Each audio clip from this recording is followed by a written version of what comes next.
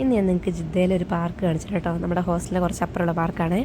ഇപ്പോൾ സമയം ഒരു 12-12:30 ആയിട്ടുണ്ട് കേട്ടോ രാത്രി. ഈ സമയത്ത് ഒരുപാട് ഫാമിലീസ് ഇവിടെ ഉണ്ട് കേട്ടോ.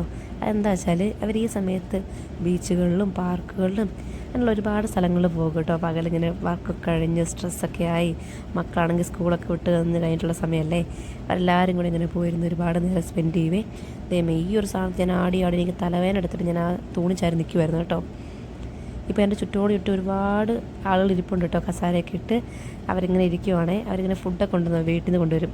ഫുഡും ചായയെ കൊണ്ടുവന്നിട്ട് ആ ചായയെ കുടിച്ച് വർത്താനൊക്കെ പറഞ്ഞ് മക്കളോട് ഇങ്ങനെ സംസാരിച്ച് നല്ല രസമാട്ടോ, കണ്ടിരിക്കാൻ തന്നെ ഭയങ്കര സന്തോഷം കേട്ടോ.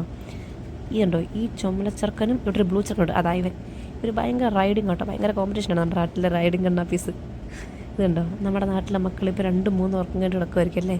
ഇവിടുത്തെ മക്കളിപ്പോൾ അതാ വൈകുന്നേരം സ്കൂളൊക്കെ കഴിഞ്ഞ് ഇവിടെ ഇങ്ങനെ കളിച്ചുകൊണ്ടിരിക്കുക കേട്ടോ. നാളെ രാവിലെ വെളുപ്പിന് സ്കൂളിൽ പോകേണ്ട പിള്ളേരായിരിക്കും കേട്ടോ ഇവർ. എന്നാലും ഇവരിങ്ങനെ എൻജോയ് ചെയ്യും കേട്ടോ.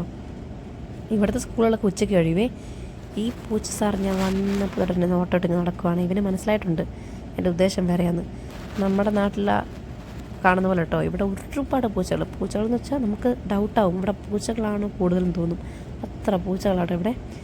എൻ്റെ അടുത്ത് വരണം എന്നൊരു മനസ്സുണ്ട് കേട്ടോ. പക്ഷേ എൻ്റെ അടുത്ത് ഇവന് കൊടുക്കാനൊന്നുമില്ല കേട്ടോ. സാധാരണ ആൾ വരുമ്പോൾ ഇതൊക്കെ എന്തെങ്കിലും കൊടുക്കുക ചെയ്യുവേ കേട്ടോ. നന്ദി മാത്രമേ ഉള്ളല്ലേ എന്ന എക്സ്പ്രഷൻ്റെ അവരെ നോക്കുവാണേ, പാവം.